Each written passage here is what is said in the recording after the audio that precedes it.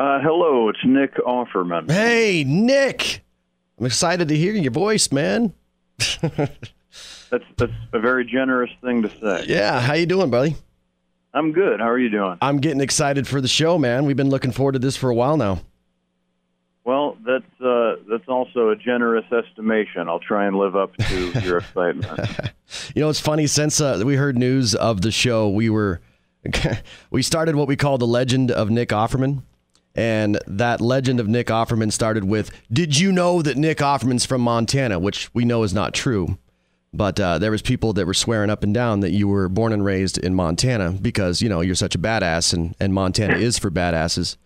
But hey, find out that you were born in, everyone says he was born in Joliet. It's like Joliet is over by Red Lodge, Montana, in eastern Montana. And it's like, yeah, no, I don't think he was born in Joliet. So we look it up, obviously, and you're born in Joliet, Illinois. It's true. Also, the home of badasses, but not quite to the caliber of Joliet, Montana. Yeah, exactly. Yeah, but when we heard Joliet, people immediately assumed that you were from Montana, and you know, we always have that kind of thing pop up. You know, there's random celebrities that you hear about that were born and raised in Montana, like Patrick Duffy. Remember Patrick Duffy? Sure. Yeah, he's from Great Falls. Let me see, who else? Oh, Jenna Jameson. She spent some time here in Montana, which is kind of a fun celebrity to have on the roster of people from Montana. She's an I believe a famous athletic actress. Yeah, athletic actress for sure. But then the legend of Nick Offerman kept brewing and brewing as we've been building up to this show. Like, people were saying something about how you wrestled a grizzly bear in the nude once, and you know, just things got out of control. So well, sure, that's just theater school. Yeah, exactly.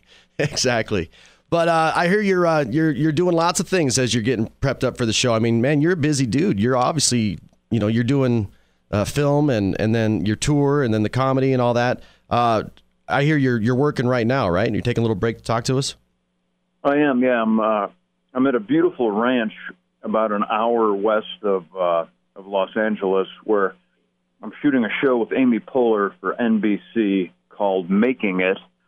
It's a crafting competition show. Yes. Please tell me Amy's doing some crafting herself. Well, she and I are the hosts. And we're both, I mean, it's in the template of like one of those baking shows where we've got these amazing people who make things with their hands. And so we are learning hand over fist, but we're also cheerleading and, you know, and also like being clowns and busting balls. Yeah. We know upon which side our bread is buttered.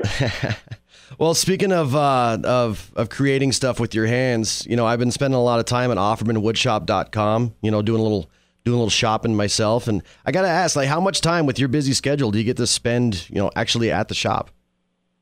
Well, it's sporadic these days, and because I'm lucky enough to get work in the entertainment field. And so I used to, you know, just have like time to go run over to the shop. And now I have to sort of shoehorn it into my calendar, which was why my last book was about my shop. My people didn't realize that I was hornswoggling them.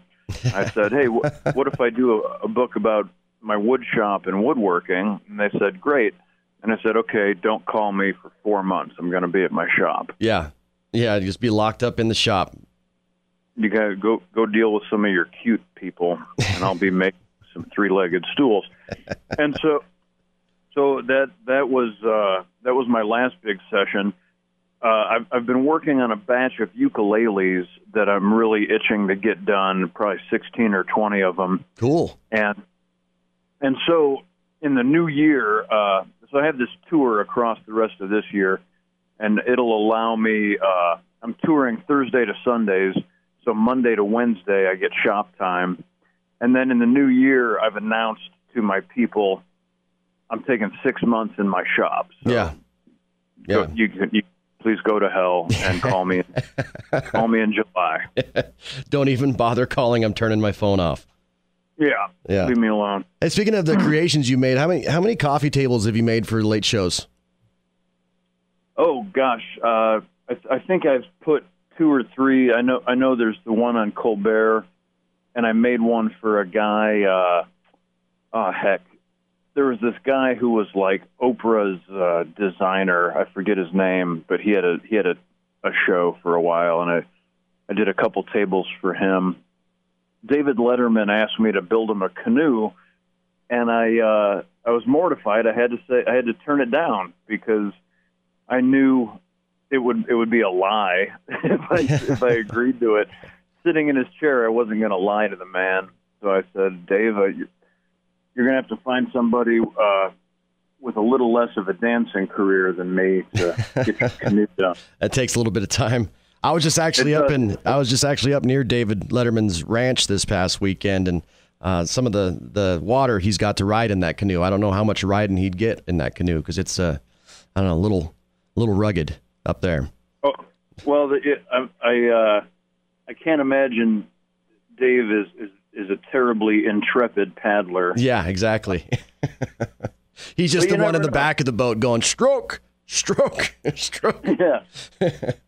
I haven't heard all the lyrics in the legend of David Letterman yet, so you never know. I know his beard's getting pretty out of control, which is good. Yeah, I'm a big fan of that. If he keeps it up, then I'll be able to play him maybe in the biopic. Yeah, there you go. Speaking of which, so you got any other films that you're working on right now? I just watched The Founder the other night. I got to tell you, man, you were excellent as one of the McDonald's. That was really good. I don't know. Did you get nominated for anything for that? That was good. Supporting actor. Thank you. I guess we won. There were some. I think John Carroll Lynch and I won some sort of accolade somewhere for on-screen buddy film or some sort of friendship award. Yeah. But no, I was really bummed for. Thank you for the compliment, and I'm really proud of that film. And I really thought Michael Keaton should have been nominated for a bunch of awards for that. Yeah. He's so magnificent. Another legendary Montana dweller. Yep. And I mean, I was just so thrilled to get to talk words at him and John Carroll Lynch. That was one of the highlights of my career. And not on top of the Lego Movie. That was probably another highlight of your career right there.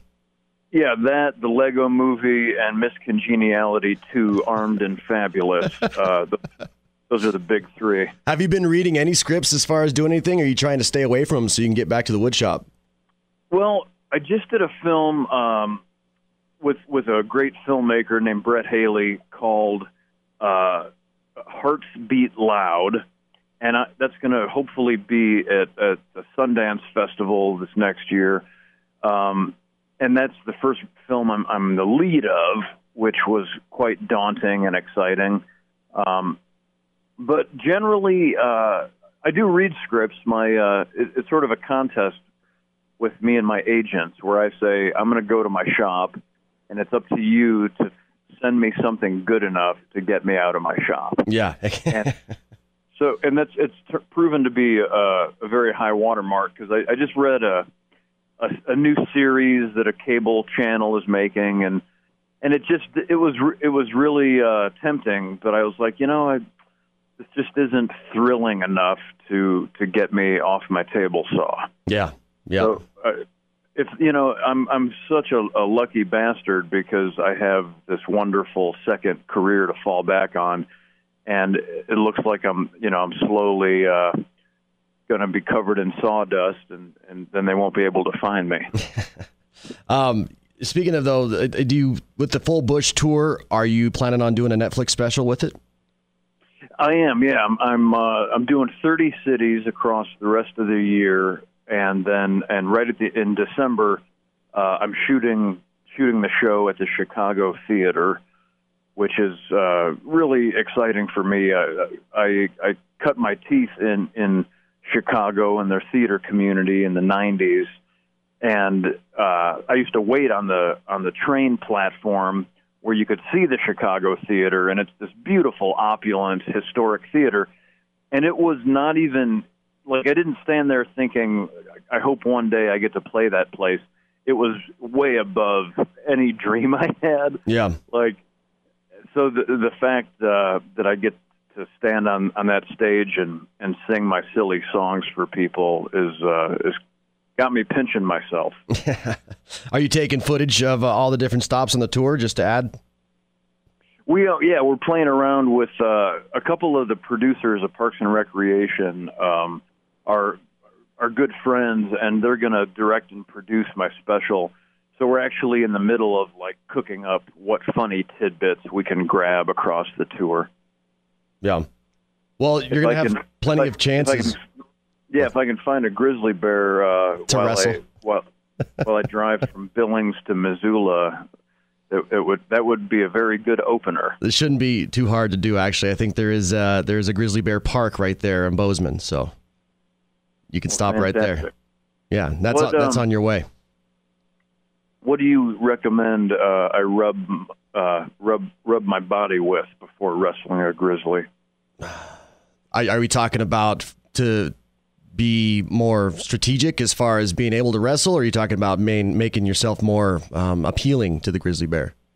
I feel like I don't want to make myself more delicious if that were even possible. But I wonder if there's a strategic scent that could repel the bear. Maybe some sort of European salve. Yeah, something like that. I was thinking maybe 2-cycle oil or something. That might help. Oh, that sounds like a good idea. I'll check into 2-cycle oil. Try to stay away from the vegetable oils or the peanut oils or anything like that. That stands to reason. Just anything to make you slicker, you know? Yeah.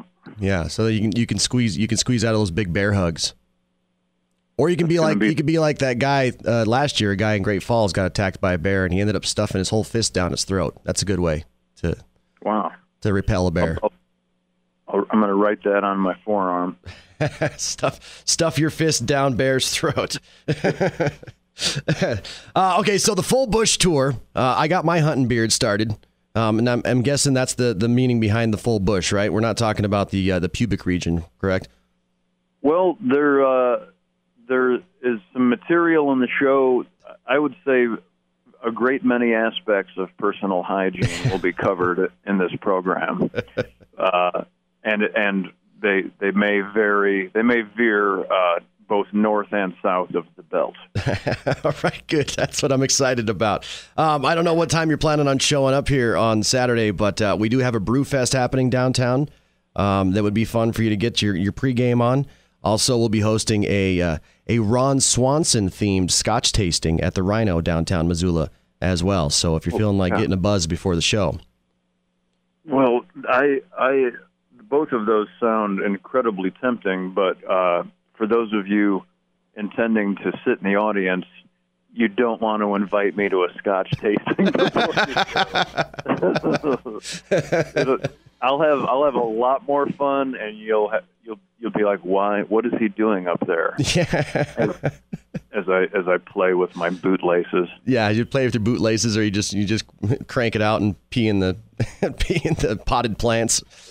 That's right. Yeah. Oh, that Scotch was delicious. Why are all these people looking at me?